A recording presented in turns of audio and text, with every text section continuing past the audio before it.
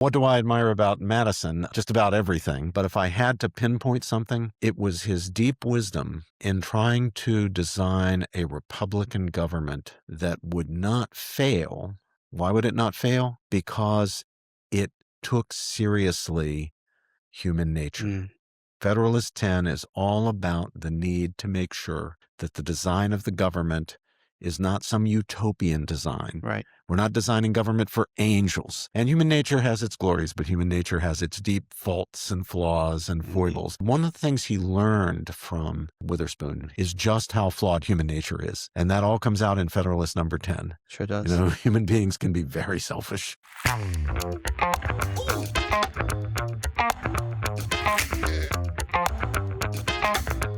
Hello and welcome to another episode of the City Journal podcast. I am your host, Rafael Mangual, and I am so excited to be joined by our guest of honor, Professor Robert George. Welcome to the show. Thank you, Rafael. It's a great pleasure to be on with you. I'm so excited for this episode. I don't know if you know this, but you are actually our first external guest on the City what an Journal honor. podcast, which is great. And I can't think of anyone better to have. So I mean, there's so much that I want to talk to you about. But you are the director of the James Madison program at Princeton University, and James Madison just happens to be my favorite founding father. He is also the author of my favorite Federalist paper, which is number Federalist 10. Oh, That's there right. we go. Human nature. That's right. That's right. And so I thought I'd just start with a question about James Madison. I mean, what is it about him that you find most admirable? Well, first, let me say, Rafael, what a pleasure it is to be on with you. I'm a big fan of City Journal. I've been reading it for years, benefiting from reading it for years and years. I'm also a big fan of the Manhattan Institute, and I'm just delighted to see the Institute flourishing under Raihan's very distinguished leadership. Well, what do I admire about Madison? Just about everything. Yeah. But if I had to pinpoint something, it was his deep wisdom in trying to design a Republican government that would not fail. Why would it not fail? Because it took seriously human nature.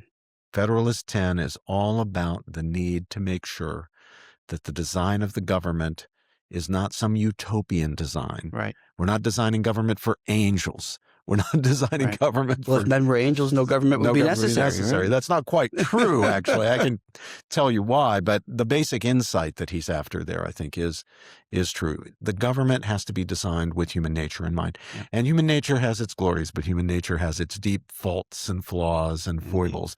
One of the things that Madison learned as a student at Princeton from his great teacher, John Witherspoon, also a signer of the Declaration of Independence, only clergyman to sign the Declaration of Independence. I wasn't aware of that. Presbyterian minister, that's right, from Scotland. One of the things he learned from Witherspoon, he being Madison, learned from Witherspoon, is just how flawed human nature is. And that all comes out in Federalist number 10. Sure does. Human beings can be very selfish, very mean, very cruel. We know this from our own experience, from human history. Now, we have our virtues as well, and Madison understands that, but he knew we had to design our government if the republic was to succeed, something no previous republic had done. They'd all failed, and when they'd failed, many had collapsed into the worst forms of tyranny. But he knew that if it were to succeed, it had to be in line with human nature. It had to take human nature with all its virtues, but all its flaws very seriously. I want to talk a little bit about how he guards against our worst nature. He talks a lot about the dangers of factions and understands that, political power is one of the most corrupting kinds of power, right? And so if you create a government where it's just sort of dominated by a majority, that can be just as bad as, the tyranny of one person. And so he designed a government that I think a lot of people wrongly criticize today. You often hear people lament that Congress doesn't do enough and that the government doesn't do enough and that it's impossible to reach agreement. And I always remind people, well, that's kind of by design, right? And so, talk a little bit about how, the counter-majoritarian ideal sort of helps guard against that aspect of human nature. Sure. So Madison was a student of history. He looked at the history of republics in the ancient world, in the medieval period, the Renaissance city-states, and so forth. And of course, the record of republicanism, of Republican government, was a record of failure. And as I said a moment ago, very often when a republic fell, it collapsed into the worst forms of tyranny. Yeah. So he asked himself the question, does that mean that human beings are just incapable of self-government? That's what Republican government is, right? Right. Lincoln referred to government of the people, by the people, and for the people. Well, all government is government of the people. Right. All good government is government for the people. That is in the interest of the people, not in the interest of the kings. Even in the case of a benign monarch, the king rules not in the interest of himself or his party or his family or his clan or his tribe, but in the interest of the community as a whole. Republican government is government by the people. But it always failed. Is that, Madison asks himself, because we just can't govern ourselves? It's just impossible. There's no way to construct a republic, given human nature, that can succeed. So the best we can hope for is benign despotism of some sort. And of course, when you're talking about the American founding, you can see why people might think, well, republics have always failed, so maybe human nature is such that we can't govern ourselves. Maybe we need a king, and we got a pretty good candidate here. We got George Washington. Right. Could be king, and he's the best kind of king. He's a king who didn't want to be king. Right. You don't get a better king than that. But no, Madison does not conclude, doesn't draw the inference that human beings just are incapable of self-government. Rather, his inference is, look, since it seems to be faction that's at the heart of collapse of republics, since it seems to be the lust for power and control, which even a majority can have. Right. After all, it was a democracy that killed Socrates. Democracies are far from perfect because they're made of imperfect human beings.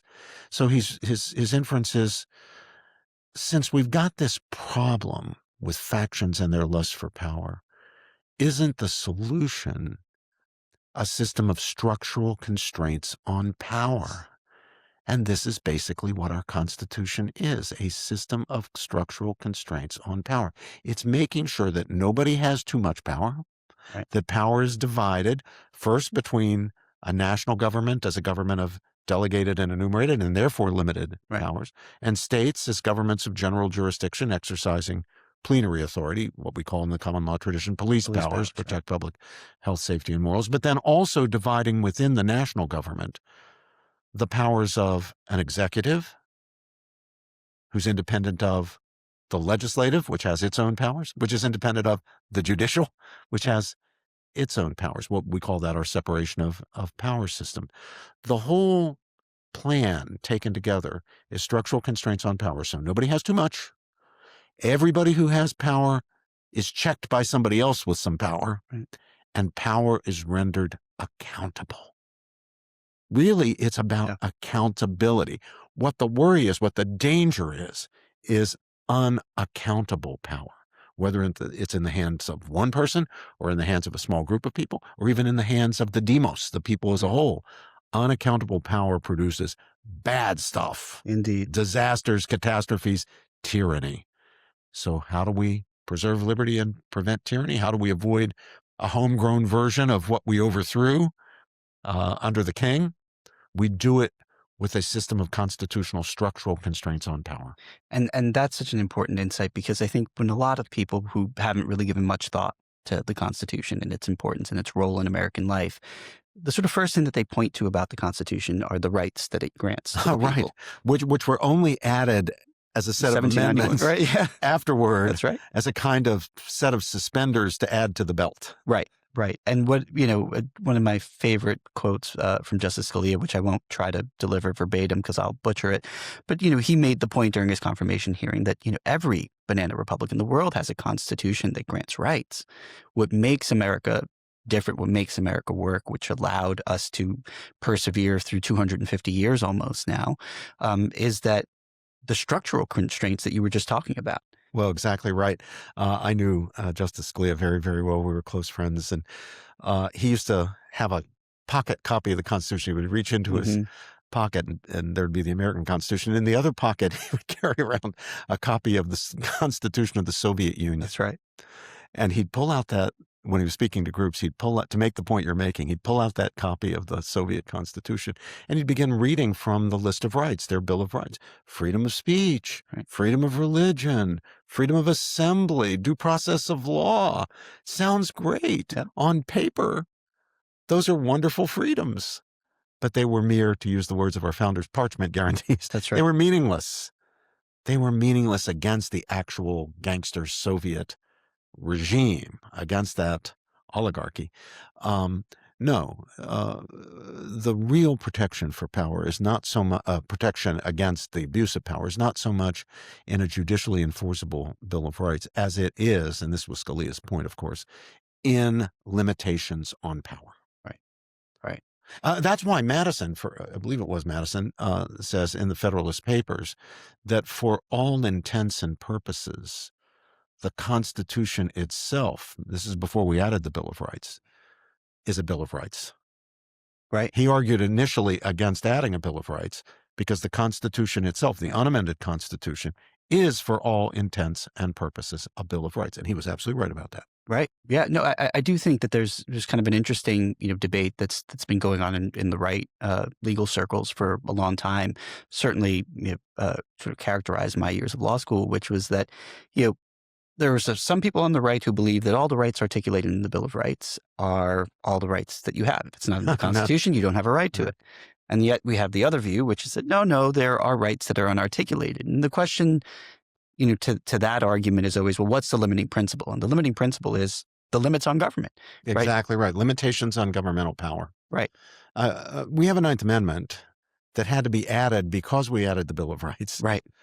Which seems then to send a message that the real limitations on government powers are not those structural limitations of the Constitution. This is why Madison initially opposed the Bill of Rights. Rather, they're the rights that are articulated in the Bill of Rights. Well, now Madison says, how do we solve the problem of people forgetting about the strictures of the constitutional structural constraints? And we do it by adding a Ninth and 10th Amendment. The Ninth saying the enumeration of certain rights in this Constitution shall not be construed to deny or disparage other rights retained by the people. And then the 10th saying that any powers not herein granted to the national government are reserved to the states and the people respectively. So there's an effort, a Madisonian effort, to try to ensure that even when we added the Bill of Rights, we didn't throw over or render meaningless the structural constraints of the Constitution. Those remain the true bulwarks of liberty. If there is one thing that I could get people to understand about the Constitution, it's that this idea that you actually have a right to the government operating within its limits.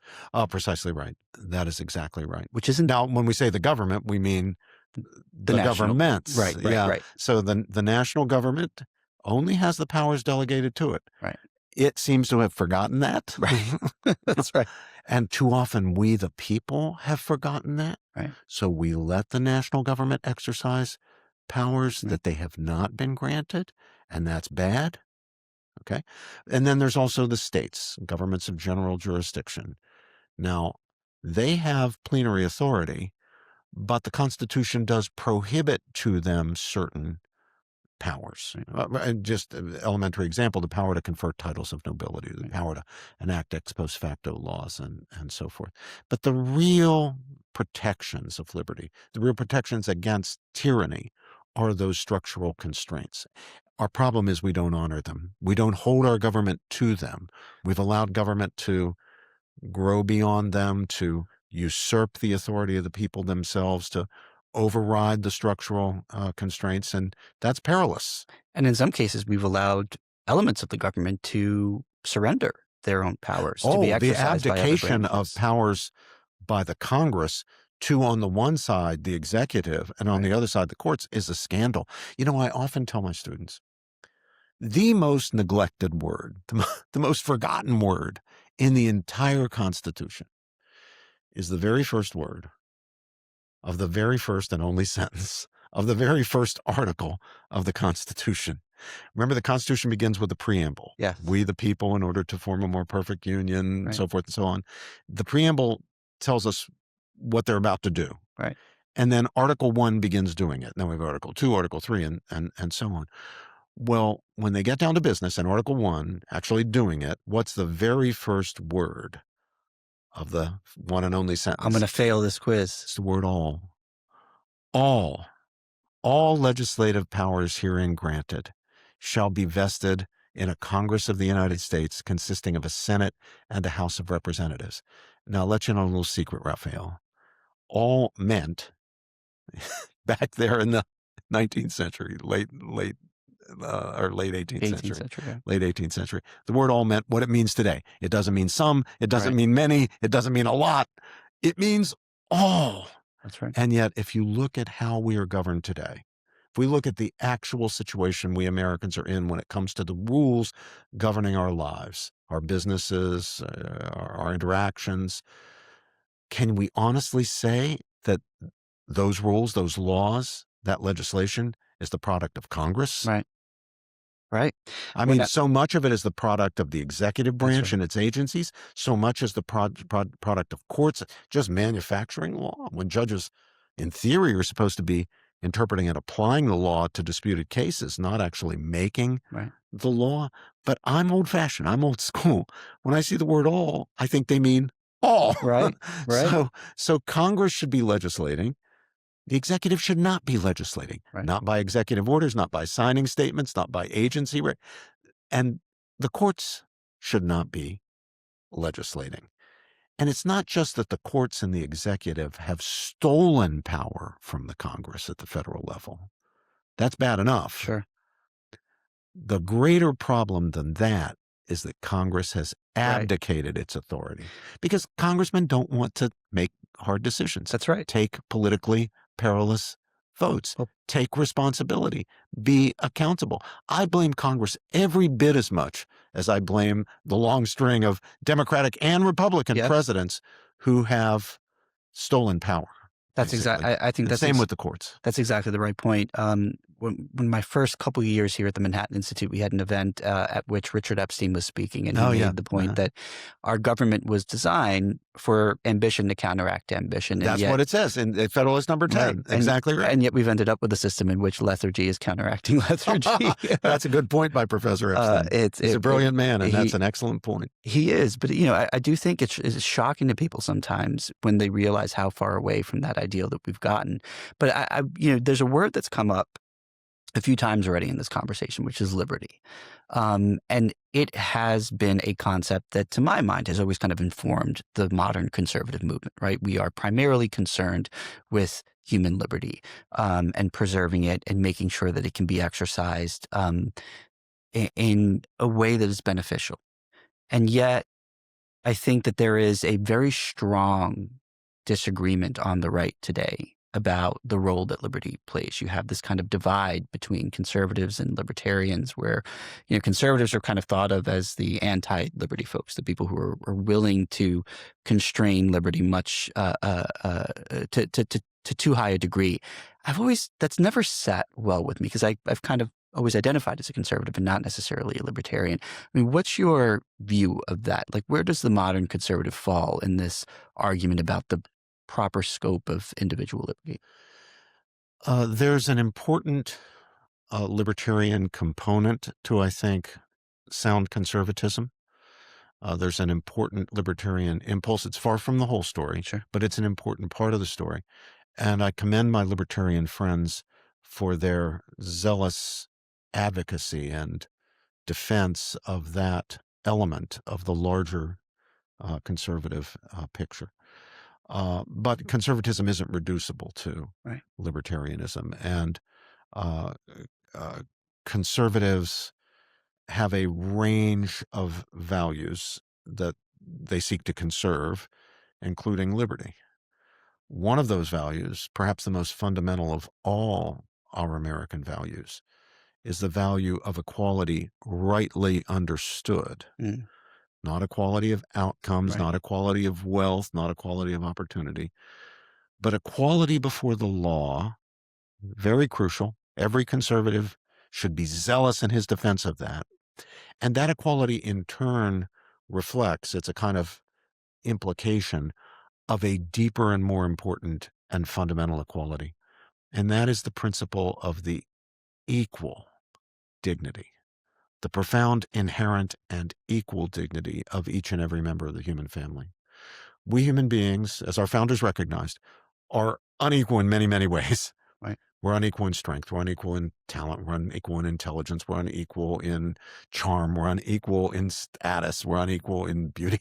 We're unequal in so many ways. And those things matter. Those inequalities matter. I Sure. mean, it's I'll never okay play in the NBA that you don't at play in the 5'8". NBA and I don't play in the NFL, right? Yeah, there's legitimate inequalities. Right. But when it comes to our fundamental worth and dignity, how we count in the moral equation, our government's duty to treat us with what the liberal philosopher Ronald Dworkin called equal concern and respect, although I think he stumbled in the implications of that, but the principle sound, that is fundamental. The profound, inherent, and equal dignity of each and every member of the human family is, in my opinion, the principle of all sound morality and the most fundamental thing for us to conserve. In fact, our due regard, our true regard, our sound regard for liberty flows out of that principle. That's exactly People right. need liberty in order to realize the goods Right. that are their own fulfillment, that are the key constitutive aspects of their own fulfillment. It's because they have that dignity, that inherent and equal dignity, that we're concerned about liberty. But it's very important we not misunderstand liberty, Raphael. Here the founders were great. Madison, Washington, the whole gang, they understood the difference between liberty and license. Right. License is doing what you want, Right. whenever you want, with whoever you want, whenever you want, wherever you want, just because you want to. Right. You know, the goal there is just satisfying desires. That's not liberty in the founder's sense. That's not liberty in the historic sense. It's not liberty in the highest and best sense. The honorable liberties, the true liberties that are not licensed, are those that we enjoy because they are necessary for our realization of those aspects of human well-being and fulfillment that are so fundamental to ourselves as human beings. So I think it's important for us in the conservative camp to be the champions of honorable liberty, of true liberty, and to insist on the distinction between liberty and license. I think we also have to be the true champions of true equality, not equality of outcome, not equality of wealth, but equality before the law, and even more fundamentally, equal dignity. Talk to us a little bit more about that, because I do think that this debate about what equality we should be pursuing is kind of one of the key political debates of our time. And the conception of liberty that you just articulated, I think, is exactly right. I mean, you cannot be fully human if you are not free to experience the consequences of the choices that you made. And I think that there is a sort of part of the American left and some parts of the American right who want to constrain liberty because out of a sense of sort of fear, I guess, is really the emotion that I would tie it to, right? If I am free to fail, then there's no safety net. And therefore we should sort of constrain liberty to the point that failure isn't really a true option. Yeah. And that is kind of rooted in an idea that there's something inherently wrong about a society in which you can have such disparate outcomes between and among the people who are living within it. What do we make of that? Well, sometimes it's said that there's an inherent conflict, or at least a profound tension, between liberty and equality, and you are a liberal as opposed to a conservative, depending on which you think wins in the contest between the two. If you favor equality over liberty in this conflict, then that makes you a person of the left. It makes you a liberal or a socialist or a person on the left. If you favor liberty over equality, then that makes you a person of the right. That makes you a conservative. Some libertarians will talk this way, as will some Marxists. Sure. They're talking the same Right. language there, and I think they're both mistaken because I don't think that there is any conflict and not any fundamental tension between liberty and equality when we understand liberty in its highest and best sense, in its true sense, where it's not licensed. And if we understand equality not as equal wealth, equal outcomes, but as equality before the law, equality of opportunity, most fundamentally, the profound, inherent, and equal dignity of each and every member of the human family, then the apparent conflict goes away. It's shown to be merely apparent and not real. So I don't set up the political theoretical discussion as a question of whether we favor liberty over equality or equality over liberty. Both are very important values, and conservatives, and in my mind, all Americans, should be champions of both liberty and properly understood, Right. and equality properly understood. Um, you are a professor of jurisprudence, so before I move on from the topic of the Constitution and the foundings, I do want to ask you for what your most sort of controversial opinion is about the law, namely just focusing on cases that were wrongly decided. I remember Oh gosh, hearing audible gasps when I was in my criminal law class when I argued that Katz was wrongly decided. This Oh, yeah. idea of the reasonable expectation of privacy, which I can't find anywhere in the Constitution, and that made me very unpopular. But I think people are always curious about people like you and what your sort of controversial hot takes are on jurisprudence.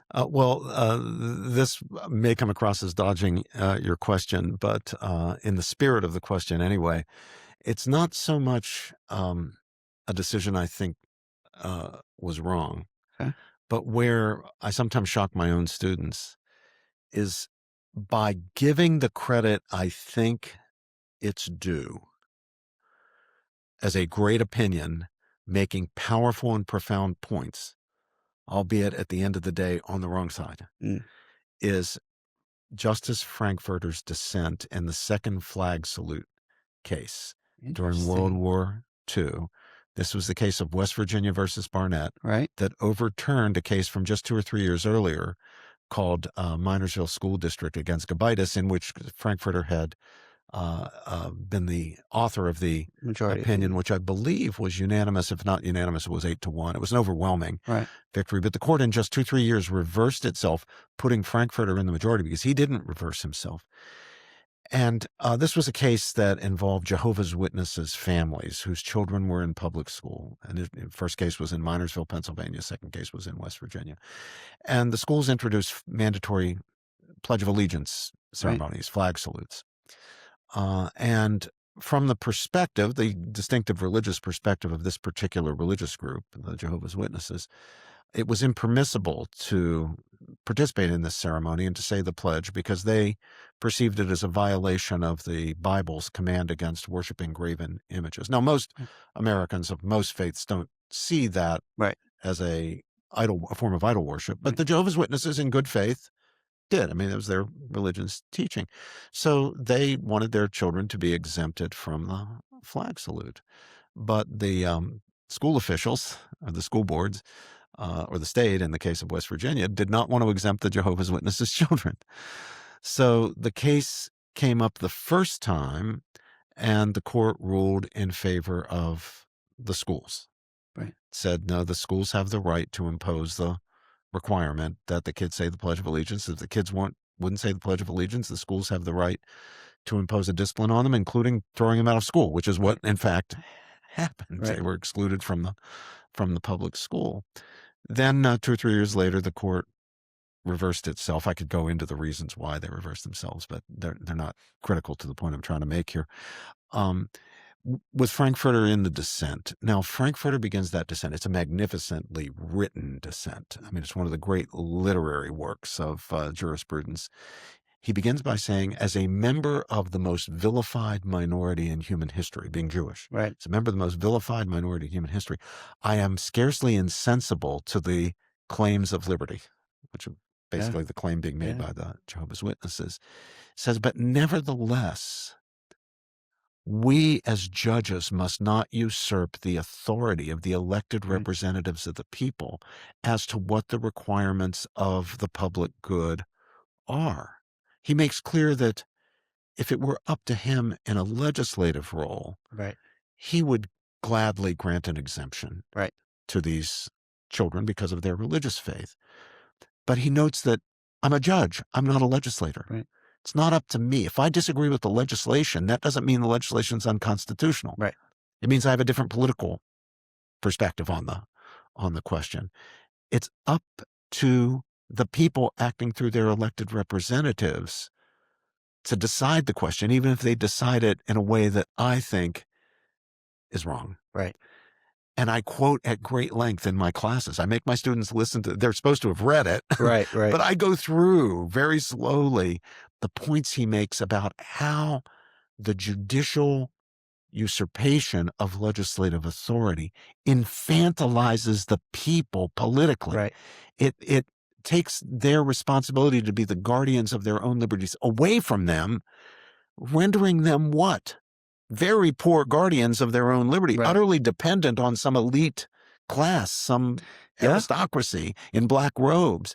It's a very now, at the end of the day, I would have voted with the majority in the second case, not with the dissent. But it's a powerful dissent. The points he makes are true. I don't think they quite warrant the ultimate inference he wants to draw, that the state should win and the Jehovah's Witnesses should lose. But it's very powerful. And predictive, right? I mean, absolutely. I can't think of, I think the last time where the Supreme Court has made a decision that ultimately put an issue back in the hands of the public through their elected representatives, where action was taken promptly in response, is RFRA. Yeah. In Employment Division versus Smith, which was in 1991. Early to mid 90s. I don't remember the exact year. That's right. Yeah. So almost an entire After generation. The Smith case. That's right. And yet that is the last time that we can recall. Yeah. American society sort of taking that back into. So I think he was absolutely onto something. Even that's why about the free speech. That's issue, why I actually rub my students' noses in, amazing. make them listen, because he is onto something there. Right. Ultimately, we cannot rely on courts to be the guardians of our liberties. They do have a role, but the role is not to be. I think he used the term schoolmarm, not to be a schoolmarm. We ourselves have to be the guardians of our own liberties. We have to be wise and judicious and sensitive to the legitimate claims of true liberty in our legislation, in our activity as citizens, in who we vote for and who we vote against. Right. There's a responsibility that comes with citizenship. Exactly right. And this, I think, is being lost. Right.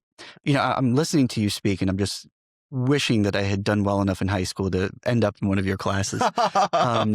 You know, but it makes me think, because, you know, you have spent decades now embedded in a kind of institution that has drawn the ire of American conservatives, particularly in recent years, namely the university. And I think there are a few people who would argue that you are the model professor in terms of exposing your students, not just to the views that you hold, but to the views that other people hold. I mean, you just articulated a great example, right? Oh, yeah. No, I mean, to me, my job, my vocation, my mission as a teacher is to empower my students to form themselves to be determined truth seekers and courageous truth speakers. Now, to do that, I can't indoctrinate my students. If I indoctrinate my students, I have not made them determined truth seekers, much less courageous truth speakers. I've made them ideologues or dogmatists. I mean, indoctrination is not only not education, it's the very antithesis of education. I'd much rather my students be ignorant than that they be indoctrinated. If they're ignorant, maybe I can teach them something. If they're indoctrinated, then before I can ever even get to the point where I might be able to teach them something, I have to pry their minds open with a crowbar. And that's really difficult for us human beings. Once you've actually gotten yourself locked into ideology, you're deeply emotionally invested in a dogma, it's a hard business. So if I'm to fulfill my mission, if I'm to help my students to form themselves to be determined truth seekers and courageous truth speakers, then I've got to expose them. I've got to confront them with the very best that has been thought and said, not just by people on my side of a question, but by the best arguments, the best thinkers, living and dead, on all sides of the questions. That's why in my courses, I mean, I assign Marxists like Herbert Marcuse. I assign libertarians, like Professor Epstein. I assign old-fashioned, traditional conservatives like Edmund Burke, Russell Kirk, people like that. They don't get a party line in my class. Now, my students all happen to know what I think because I'm a pretty public person. They're aware. But they also know that you don't get a good grade from me by parroting back to me what they've read on the internet, I believe. Even if they're right. And I do believe that. And that's because it's just not my job to get them to think like me. I think there's a very widely held sense that that's what makes people like you unique in university settings. I think a lot of Americans, students, former students, and just observers from the outside have come to a belief that universities have essentially been captured for the purpose of indoctrination. That Too very much few of it goes on. Way too much of it goes on. Now, I have had people on the left uh, say I'm a hypocrite. Mm, They say, well, you claim not to indoctrinate your students, but an awful lot of your students come out of your classes being conservatives and going on to, be prominent conservatives and things like that. And I do know that minds are changed in my classes, and it's probably true that many more people enter my classes as liberals who then become conservatives than the other way around, conservatives who become liberals. But honestly, well, that's because you're right. well, it's not just because I'm right. Here's the thing. Most of the students who enter my classroom have never actually heard the arguments for conservative points of view. Yeah. They've adopted their liberal perspectives just from the ambient environment, what people in their communities or families think, what they think smart people think, what they think people who read the New York Times and are therefore smart people think. But they have no idea why conservatives think the way Right. they do. They just have a caricature understanding. Well, now they're in my class, and now they're reading, say, Edmund Burke or Russell Kirk Right. or Eric Voegelin. Yeah. Uh, and they say, oh, wait a minute. It's compelling. It's pretty compelling, and a certain number of students, certain percentage of students end up being conservatives who had come from liberal backgrounds. But, I think a fundamental problem right now is that so many of our young people grow up in a bubble, in Right. in a kind of monoculture, an intellectual monoculture, a political monoculture. And so they haven't until they get to some professor like me. There are lots of other professors like me, but until they get to somebody like me, they haven't heard the arguments for the other side. They're very much like, I mean, this is not meant to be a criticism and deprecate in any way the Amish. I love the Amish. But a lot of my liberal students are like the liberal equivalent of Right. Amish people. Right. They've grown up in a very In a tight right. community, very insular community, Even bless the their Amish get hearts. Rumspringa and get sent out every once in a while to, experience Yeah, the that's world. right, to experience the broader world and decide whether they want to remain with the Amish. And a lot of our liberal kids, until they get to my Right. classroom, haven't actually You're had the that university opportunity. equivalent of Rumspringa then. No, I think you're exactly right. I mean, I think back to my own educational experience. I exposed myself to conservatism almost on accident. I mean, Really? it really, I went to the City University of New York, which has been captured by the left Oh, for yeah, a very, a very long long time. time. And I just remember hearing political dialogue in my classes, and something sat not quite well with me, but I couldn't articulate why. I didn't grow up in a political family. I didn't have, I wasn't a particularly good student in high school, so I didn't, do much reading on my own. It really wasn't until I had an experience in which I felt like, hey, I should be able to sort of keep up with my peers Oh. intellectually, Mhm. that I went home and started, looking for things to read. I felt Well, stupid. Good for I felt dumb. you. Good for you. But I tell you what, that was how I came across places like City Journal and the Manhattan Institute and thinkers like Mill and Locke and Burke and, Buckley and Soule.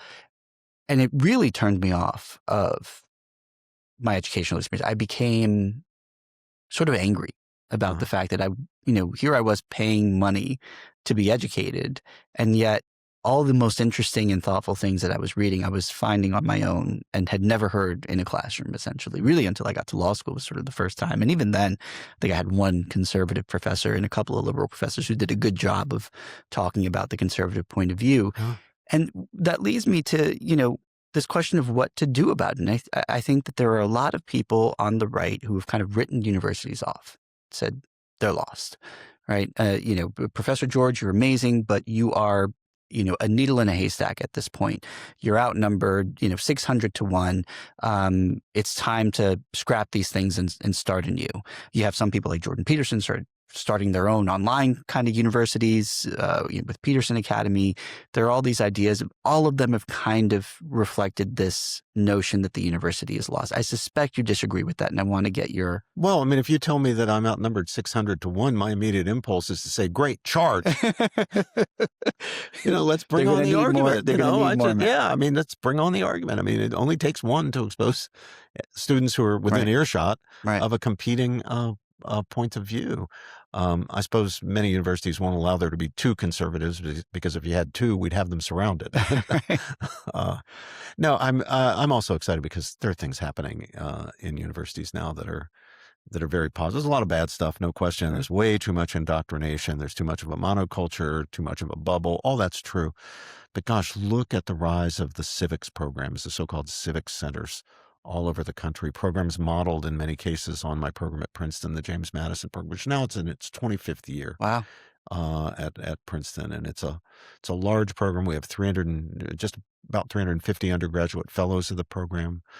Now they're outstanding, some of the best students in the university. Every year I look forward to the honors results and elections to the great honor societies and the winning of the scholarships and so forth. And our students are massively overrepresented among the highest achievers. But that began back in 2000, so we're gone for more than 25 years now.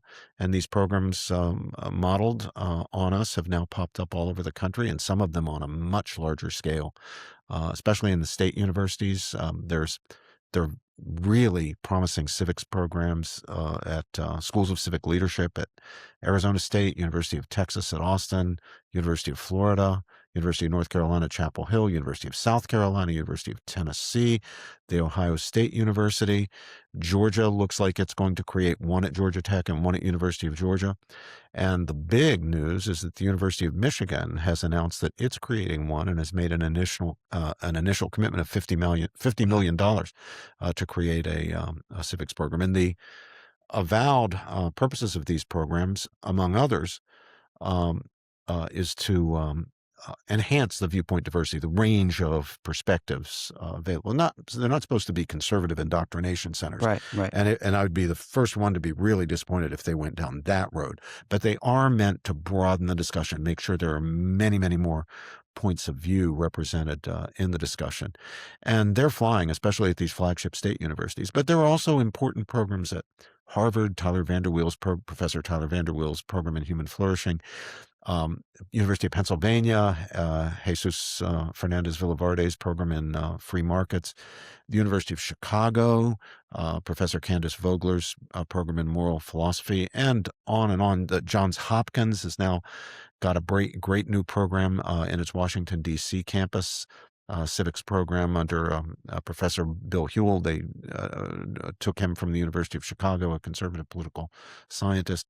There's some great stuff, exciting stuff happening. I mean, reform is going on. So we shouldn't lose hope. Absolutely no reason to lose hope. My goodness, not now. This is not the moment. Okay. Maybe during a high woke, if in 2023 or 2024, if somebody said, abandon hope, all who enter here, I wouldn't have gone along with it, but I would have understood it. All right. Now we're in 2026 and the world looks very different, and I don't understand it anymore. Just look out there and see what's happening. Now, I suppose that there are some people who will say, oh, you know what?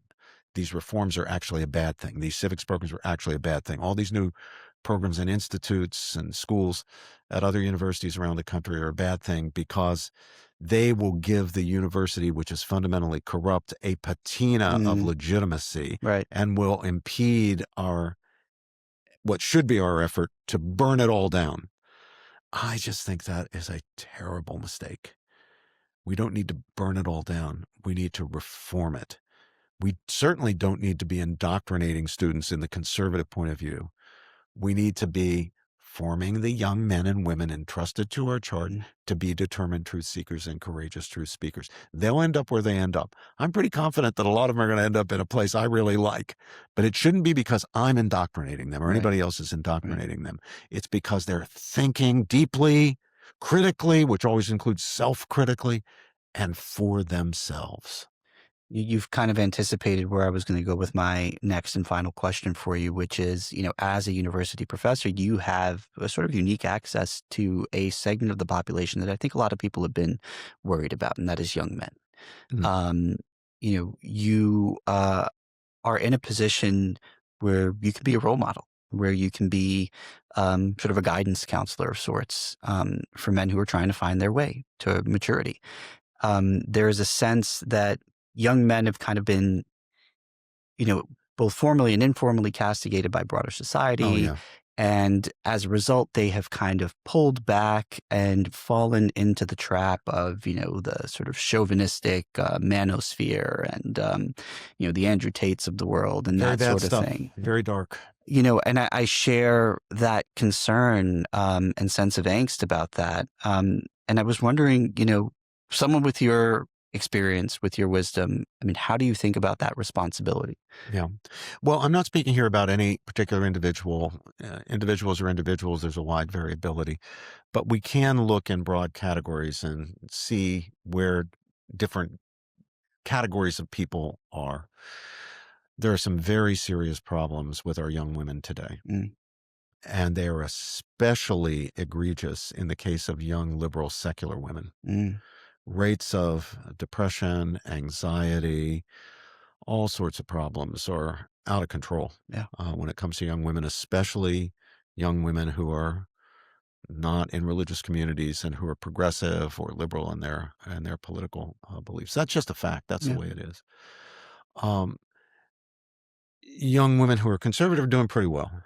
In fact, they are the stars of the show just at the moment, yeah, because young men, including conservative young men, are not doing very well. It's not so much the problems with depression and anxiety, although that's present in the male sure. population as well as the female population. Anybody who's been on campus or knows anything about counseling resources and their use on campus knows about this.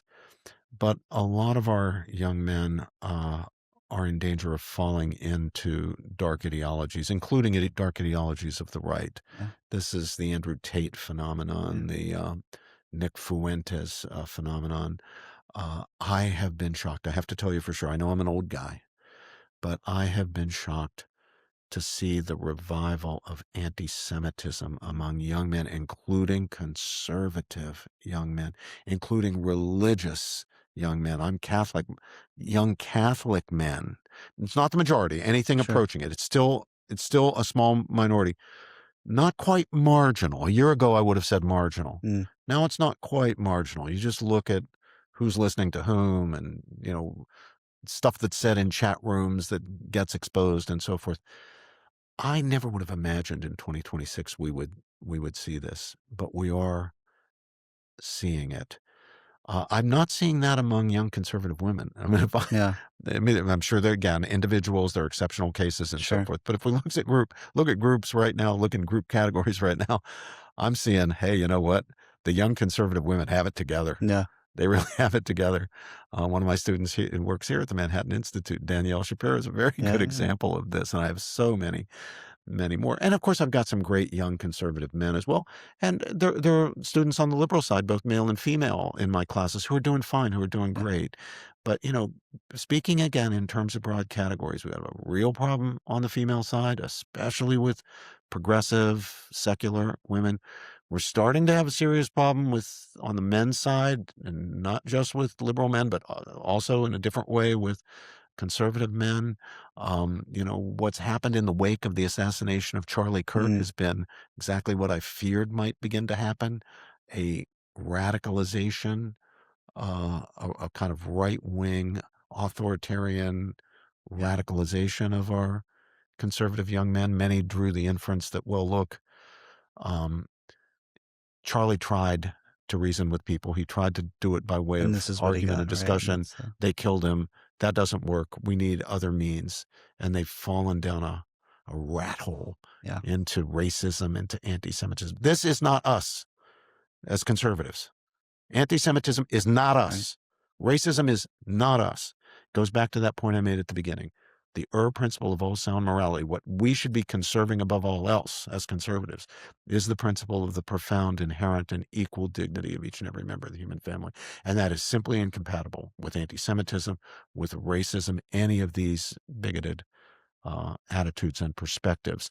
So we've got a challenge, but I think we on the conservative side can meet it. I hope the folks on the progressive side can meet their challenge as well. I'm confident that we can meet it, but it's not going to take care of itself. Right. Our young men especially need role models. They need people they look up to modeling the kinds of attitudes and behaviors that we want to see.